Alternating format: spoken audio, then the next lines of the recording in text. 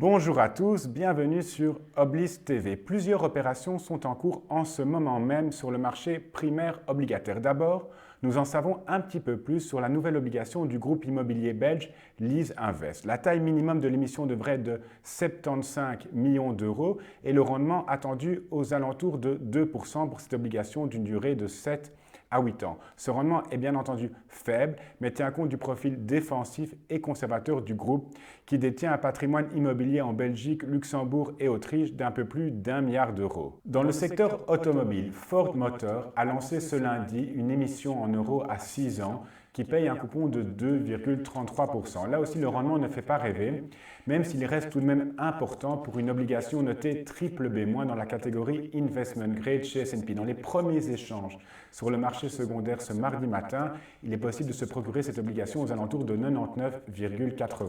Pour obtenir des coupons plus élevés, il faut descendre plus bas dans la catégorie High Yield et se positionner par exemple sur la nouvelle obligation du groupe métallurgiste français Eramet qui vient d'émettre pour 300 millions d'euros d'obligations rémunérées par un coupon de 5,875 à maturité 2025 ou sur la nouvelle obligation du groupe américain Mattel qui produit la célèbre poupée Barbie qui vient d'émettre une obligation accessible par $2000 rémunérée par un coupon également de 5,875%. Si vous cherchez du haut rendement, sachez qu'il n'est pas toujours indispensable d'augmenter le risque crédit. Vous pouvez par exemple vous positionner sur des obligations d'excellente qualité, mais en devise. L'euro est en effet une des devises mondiales qui offre les taux d'intérêt les plus faibles. D'autres devises sont nettement plus rémunératrices, c'est le cas des devises émergentes de manière générale et du peso mexicain en particulier qui s'est apprécié de plus ou moins 9% sur un an face à la monnaie unique. L'intérêt pour la devise de la deuxième économie d'Amérique latine reste soutenu en raison notamment de la faiblesse des taux dans les économies développées. Les investisseurs qui n'arrivent plus à trouver du rendement en euros ou en dollars se tournent vers des devises plus rémunératrices à l'instar du peso mexicain.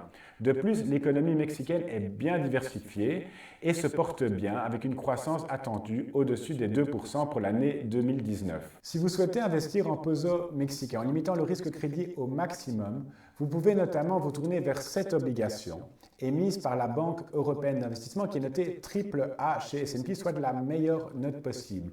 Elle s'échange proche du pair sur le marché secondaire, ce qui porte son rendement annuel aux alentours de 6,5%.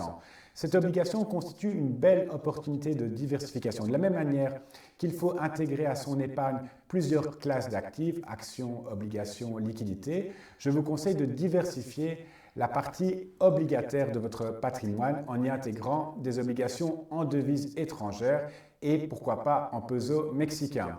C'est donc sur le Mexique et ses magnifiques plages que se clôt l'Oblis TV d'aujourd'hui. Je vous remercie à tous pour votre attention et je vous souhaite une excellente journée. À bientôt.